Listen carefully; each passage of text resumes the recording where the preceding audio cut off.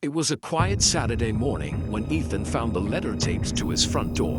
The red HOA seal stood out like a warning light. He had just returned from his morning walk with Bailey, his golden retriever and emotional support dog, when he noticed it. The paper was crisp, the language sharp, and the tone colder than the autumn air. The letter stated that per community guidelines, no pets over 20 pounds were permitted within the neighborhood. Bailey was 80 pounds of pure sunshine, and to Ethan, far more than just a pet. At first, he thought there must have been some mistake. Bailey had been approved when he moved in a therapy companion prescribed after a traumatic accident 2 years earlier. But the letter ended with the threat. If Bailey wasn't removed from the property within 30 days, Ethan would face escalating fines and potential legal action. The following days were filled with stress. The HOA president, a stern woman named Marla Green, seemed to enjoy enforcing her new "no large dogs" rule. She had recently been re-elected after promising to make the community more uniform, and Bailey's playful presence apparently didn't fit that image. Ethan watched as new warning notices appeared on his door, each more aggressive than the last. Neighbors who once waved now avoided eye contact.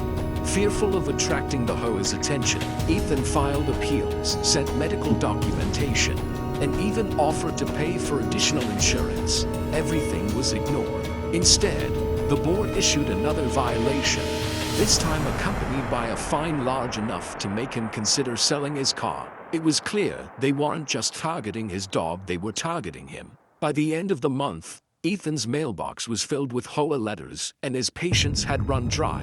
The stress took a toll, but every night Bailey rested her head on his lap, grounding him. That comfort reminded him of why he couldn't give in. One evening, as the sun dipped behind the houses and sprinklers whispered across perfect lawns, Ethan made a decision. If the HOA wanted a fight, they would get one, but not the kind they expected. He wouldn't argue or beg anymore. He would use their own rules, their obsession with order and control against them. He sat down with his laptop, opened the HOA bylaws, and began reading every page, every clause, every loophole, every inconsistency.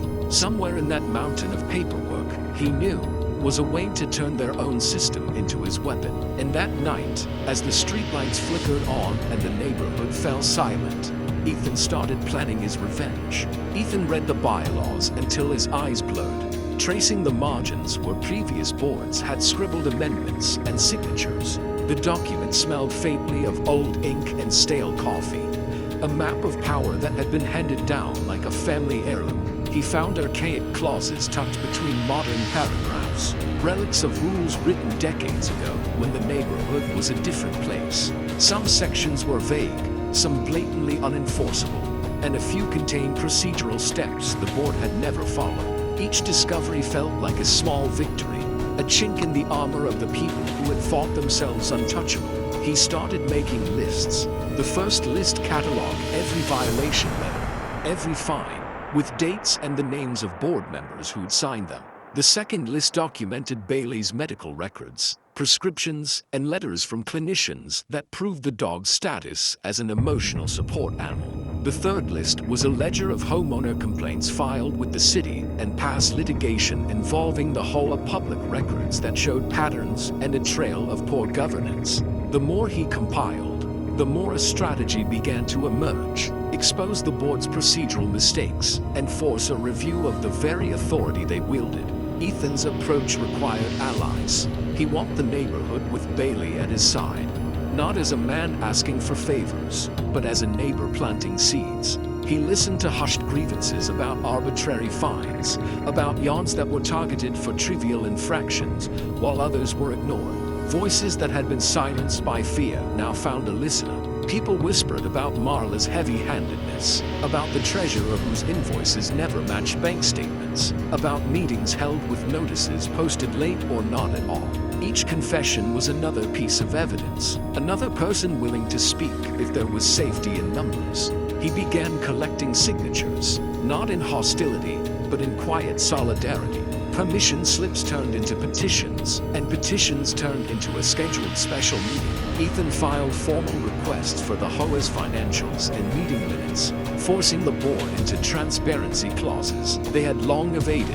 When they pushed back, he used their own language citing bylaws they had brushed aside, pointing out their failure to follow mandated voting procedures. Each procedural error he unearthed multiplied his leverage. Ethan also turned to the internet, uploading redacted documents and timelines to a simple website that mapped the HOA's missteps. He knew virality could be a double-edged sword, but he also knew that public scrutiny was a potent remedy for private power. Posts began to circulate in neighborhood groups, screenshots shared and reshared, and reporters from a local outlet sniffed around, curious about a community at war with itself. As the date of the special meeting approached, the air felt electric.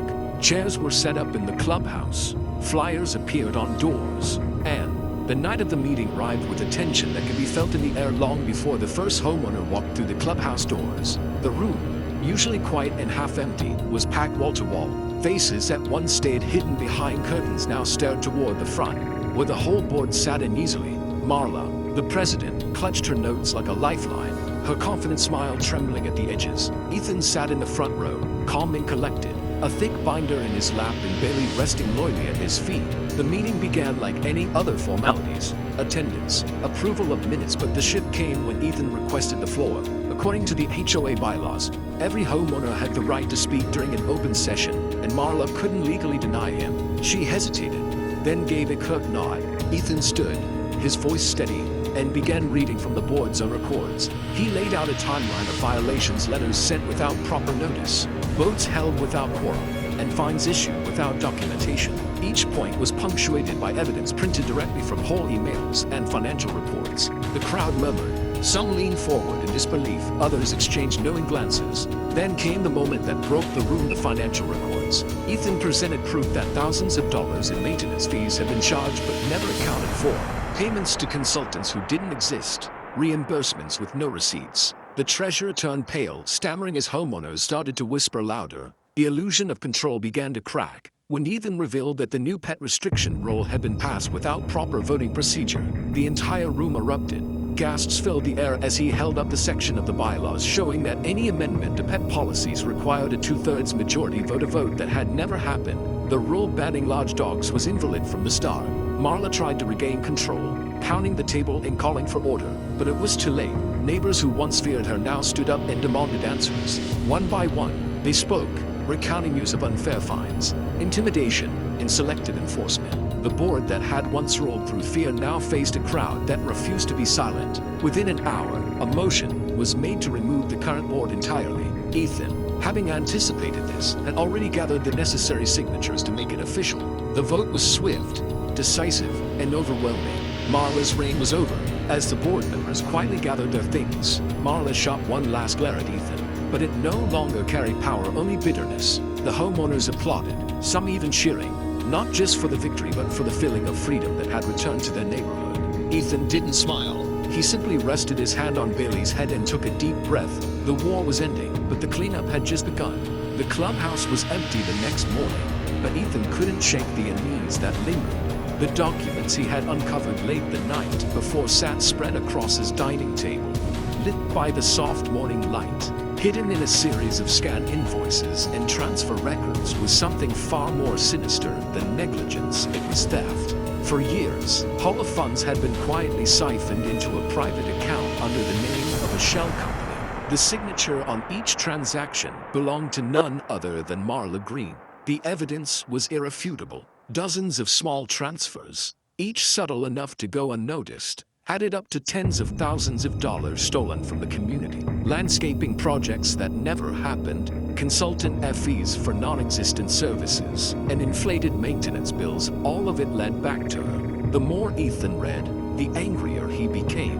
What had started as a fight to save his dog had uncovered a web of corruption that stretched back years. He knew exposing this wouldn't be as simple as calling a meeting. This time, he needed to involve the authorities. He compiled every piece of proof into a single, organized file, and sent it to the State Housing Authority and the local paper. Within days, the story broke.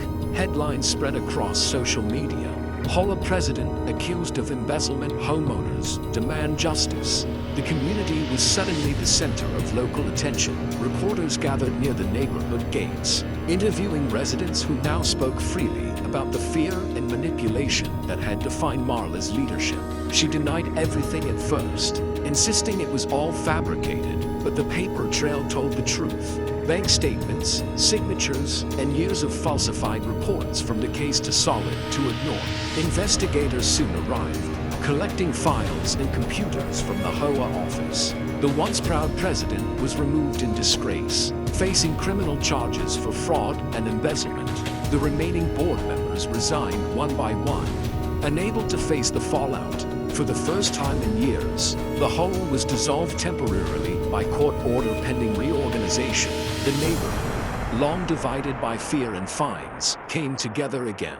Neighbors began helping one another repaint fences, repair lawns, and rebuild what had been lost, not just property, but trust. Ethan, now a local hero in quiet ways, declined any leadership role in the new board. He'd done what he set out to do. He had protected Bailey, yes, but he had also protected every homeowner who had suffered under the weight of corruption disguised as order. The community was free again, and that was enough. On a cool evening a few weeks later, Ethan sat on his porch with Bailey curled at his feet. The sunset spilled gold across the freshly cut lawns, the same ones that once felt like battlegrounds. The new HOA operated fairly, openly, with neighbors taking turns to lead rather than rule. Peace had returned, and with it, a sense of pride that didn't come from Kent.